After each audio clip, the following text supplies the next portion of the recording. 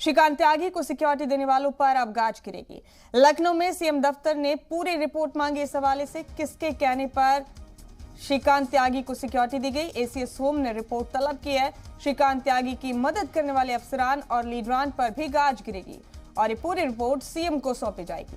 ये बड़ा अपडेट आपको ओमैक्स सोसाइटी के हवाले से दे रहे हैं। ग्रैंड ओमैक्स सोसाइटी में जो बवाल हुआ वो हमने मुसलसल आप तक पहुंचाया। फिलहाल बड़ा अपडेट ये है कि श्रीकांत त्यागी को सिक्योरिटी देने वालों पर भी गाज गिरेगी। आपको बता दें कि इस हवाले से सीएम दफ्तर में तमाम रिपोर्ट्स तलब की गई।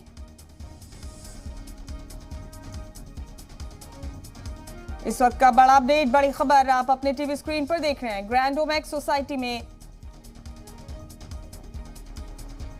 श्रीकांत त्यागी को सिक्योरिटी देने वालों पर गाज गिरेगी। लखनऊ में सीएम दफ्तर ने इस हवाले से पूरी रिपोर्ट मांगी है और पूछा गया है कि किसके कहने पर श्रीकांत त्यागी को सिक्योरिटी दी गई। एसीएस होम ने रिपोर्ट तलब की है। श्रीकांत त्यागी की मदद करने वाले अफसरान और लीडरान पर भी गाज गिरेगी। रिपोर्ट सीएम को सौंपी जाएगी।